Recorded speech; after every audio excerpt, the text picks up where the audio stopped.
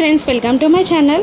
భూమి శరత్ చంద్ర చేయిని గట్టిగా పట్టుకొని, నేనే మీ కన్న కూతుర్ని నాన్న, సాక్ష్యాధారాలతో మీకు చెప్పాలి అనుకున్నాను. కానీ కొన్ని అనుకోని పరిస్థితుల్లో అందరి ముందు నిజం చెప్పాల్సి వచ్చింది. ఇప్పటికైనా నన్ను నమ్ముతారా ప్లీజ్, కోమా నుండి బయటికి రండి నాన్న అని వేడుకుంటూ ఉండగా అప్పుడే అక్కడికి వచ్చిన అపూర్వ అదంతా చూసి భూమి అని అరిచి శరత్ చంద్ర దగ్గరున్న భూమిని లాగి పక్కకి విసిరేసి, వెళ్ళిపో, నా బావ ఈ పరిస్థితికి కారణం నువ్వు కూడా మీ అమ్మ దగ్గరికి వెళ్ళిపో అని అంటూ అరుస్తూ భూమిని హాస్పిటల్ నుండి బయటికి గెంటేస్తుంది.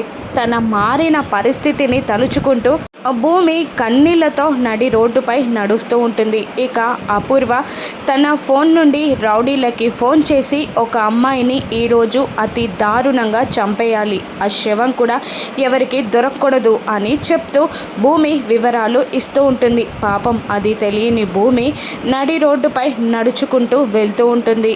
అపూర్వ ఆర్డర్స్ ప్రకారం కొందరు రౌడీలు కత్తి పట్టుకొని భూమిపై విరుచుకుపడడానికి భూమిని వెంబడిస్తూ ఉండగా భూమి భయంతో పారిపోబోతూ ఉంటుంది. ఇప్పుడు ఆ రౌడీల నుండి భూమిని కాపాడేది గగనేనా? గగన్ ఒక్కటవుతారా? గగన్ భూమిని క్షమిస్తాడా? రాను నెక్సెస్లో చూద్దాం. Thank you for watching.